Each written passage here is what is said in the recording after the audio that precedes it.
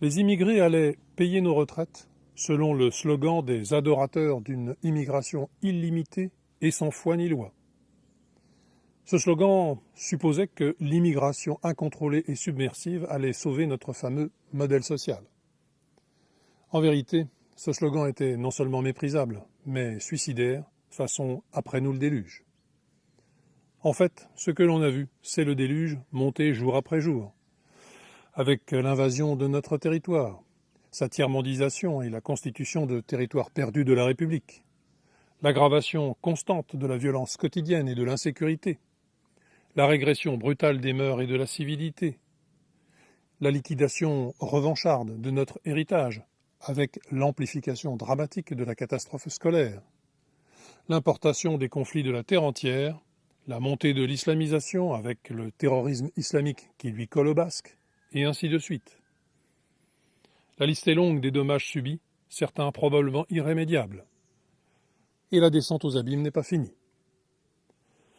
Bref, ce que l'on a vu, c'est la montée de tous les conflits et de la barbarie, la liquidation de la France comme pays, sous prétexte de l'accomplissement de son prétendu universalisme, cette chimère pour gogo ayant perdu tout repère, cette attrape-nigo imaginée par les tireurs de ficelles du mondialisme, et la fin concrète de notre histoire se profilant à l'horizon, et bientôt celle même de notre peuple, au motif d'abstractions iréniques et d'utopies délirantes, au service d'intérêts oligarchiques et mafieux.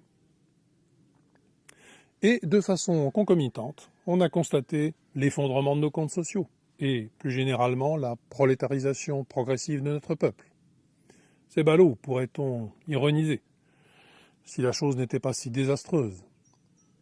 Et puis, deuxième argument lourdement martelé par les propagandistes médiatiques, avec l'aide empressée des sociologues, décodeurs et autres spécialistes de l'enfumage chiffré, l'immigration incontrôlée était un fantasme, agité par l'extrême droite, par les racistes de tout poil et autres revanchards des dites heures les plus sombres de notre histoire, bref, par les exploiteurs éhontés des peurs irrationnelles du bas peuple. En vérité, il y avait de moins en moins d'immigration et de moins en moins d'immigrés. Il faut dire qu'afin d'aider à masquer le phénomène, les naturalisations à tout va y pourvoyaient, avec la fécondité d'un autre âge, des populations importées et d'un droit du sol totalement inadapté à la situation. On notera, au passage, que les turiféraires de cette immigration se recrutaient autant du côté des profiteurs et exploiteurs en tout genre, que du côté des prétendus humanistes, généralement gauchistes politiques ou au moins culturels, ou bien encore chrétiens dégénérés, les deux en stade terminal. Autrement dit, carpes et lapins, mais dont l'association insensée ne se dément toujours pas, tant il est difficile pour les gens dont l'idéologie sert de colonne vertébrale et de seule existence, de sortir de leurs illusions et de se remettre tant soit peu en cause. Les vrais forcenés sont là. Et les vrais coupables sont les irresponsables de la funeste caste médiatico-politique, avec les intellectuels organiques qui leur servent la soupe. Or, que nous disent tous ces gens aujourd'hui?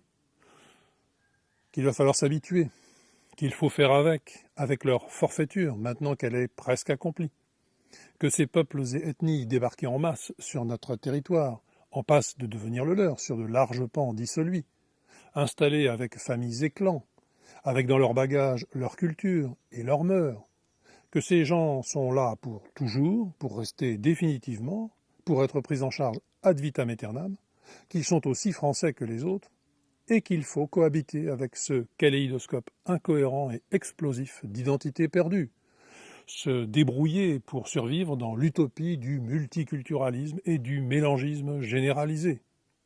Autrement dit, ou disparaître, ou bien disparaître, et en tout cas en silence, sous la pression culpabilisante de nos péchés historiques, ces fantasmagories haineuses ressassées par le premier crétin déculturé venu. Dès lors, la tentation est grande, pour la plupart, de céder au suivisme moutonnier, quand bien même il mène à l'abattoir, ou au découragement, pour quelques autres. Elle est grande de rendre les armes à la fatalité implacablement organisée au nom du réalisme. Serait-ce la mort dans l'âme pour quelques-uns, ou pour la plupart, en se lavant les mains de ce qui adviendra pour nos descendants?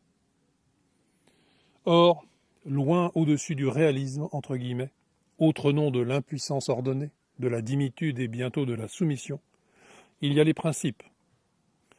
Leur supériorité peut soulever les montagnes et changer le cours des choses. Ils sont aussi, et peut-être éminemment, le réel. Ne leur manque que la volonté, le désir, la foi, l'affirmation vivante, la mémoire, en un mot, le redressement. Citons une nouvelle fois Pic de la Mirandole. Point n'est besoin d'espérer pour entreprendre, ni de réussir pour persévérer. Et au-dessus de la légalité, il y a la légitimité.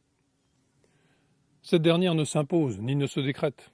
Elle n'est pas affaire de rapport de force, de situation, ni de régularisation administrative. Elle est ou elle n'est pas. Français de souche, de cœur ou de papier, ces distinctions objectives le prouvent. Principe au lieu d'un réalisme d'esclave, et légitimité par-delà les légalités changeantes, et en l'occurrence traîtresses, sont les deux ressources qui permettront de remettre les pendules à l'heure, de redresser la tête et toutes les situations, de renouer avec notre pays et notre destin. C'est sur elles qu'il faut se fonder, sans hésiter, ni trembler sur les conséquences qu'elles impliquent.